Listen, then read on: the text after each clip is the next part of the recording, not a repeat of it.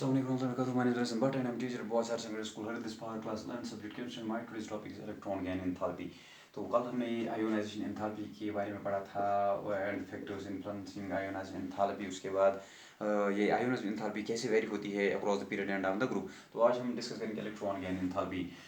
तो electron gain enthalpy क्या होती है उसके लिए हम देखेंगे कि अगर मान लीजिए कि एक एटम है, न्यूट्रल एटम है इन गैसियस स्टेट, जब ये इलेक्ट्रॉन गेन करेगा ये बनाएगा, ये neutral atom in gaseous state, जब ये इलेक्ट्रॉन गेन करेगा ये बनाएगा एक एनायन, ठीक है ना, also in the gaseous state. तो इस टाइम जो एनर्जी रिलीज होती है, एनर्जी चेंज होगी, एंथैल्पी चेंज होगी, इस टाइम उसको बोलेंगे इलेक्ट्रॉन गेन एंथैल्पी। उसको हम क्या बोलेंगे? Electron gain enthalpy. ये इलेक्ट्रॉन गेन एंथैल्पी क्या होती है? ये इलेक्ट्रॉन गेन एंथैल्पी नेगेटिव होती है यूजुअली, ठीक है ना। तो क्या है electron gain enthalpy? Electron gain enthalpy हम कह सकते हैं ये है the enthalpy change, which occurs when a neutral gaseous atom, जब एक न्यूट्रल गैसियस एटम गेन करता है electron, gains electron to form, when a neutral gaseous atom gains electron to form anion also in the gaseous state, तो इसको हम बोलते हैं electron gain enthalpy. तो अगर हमने ये एग्जांपल, ऑक्सीजन ने इलेक्ट्रॉन को गेन किया, इसकी टेंडेंसी होती है इलेक्ट्रॉन को गेन करने की, तो ये बनाएगा, ये क्या बनाएगा? ये बनाएगा O नेगेटिव आयन, ठीक है ना।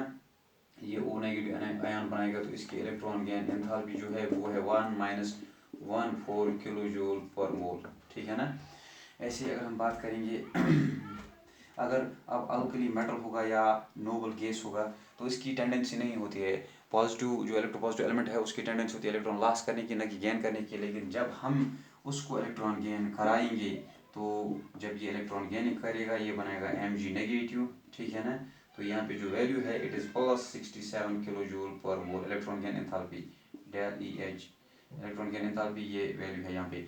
अगर नियॉन की बात करेंगे, नियॉन जब इलेक्ट्रॉन गेन करेगा तो ये बनाएगा Ne नेगेटिव, यहाँ पे जो इलेक्ट्रॉन गेन एंथैल्पी है that is 116 kilo joule per mole, ये है पॉजिटिव वैल्यू, ठीक है ना। तो अगर हम बात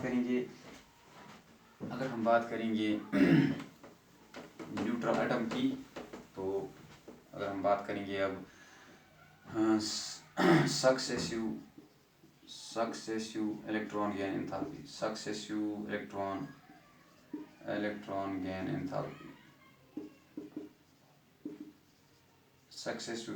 एंथैल्पी की बात करेंगे।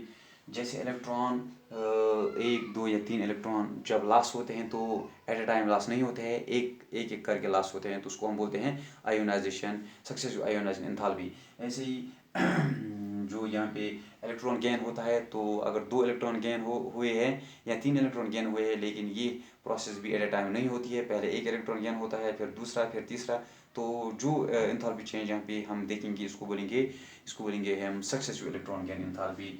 जैसे कि हमारे पास एग्जांपल है, इट्स O, इसने इलेक्ट्रॉन को गेन किया, बनाया O नेगेटिव, ठीक है ना। यहाँ पे जो एंथैल्पी चेंज है इलेक्ट्रॉन गेन एंथैल्पी वो है -441 किलो जूल पर मोल, ठीक है ना। ऐसे ही हमारे पास यहाँ पे है O नेगेटिव, इसने इलेक्ट्रॉन को गेन किया, इसने बनाया O डाई नेगेटिव। तो यहाँ पे जो इलेक्ट्रॉन गेन एंथैल्पी है दैट इज वो क्या है 780 किलो जूल पर मोल, ठीक है ना। तो ये है पॉजिटिव वैल्यू यहाँ पे।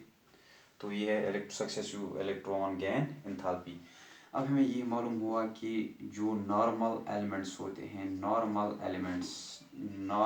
एलिमेंट्स के लिए जो इलेक्ट्रॉन गेन एंथैल्पी होती है ये नेगेटिव होती है for symmetrical elements with symmetrical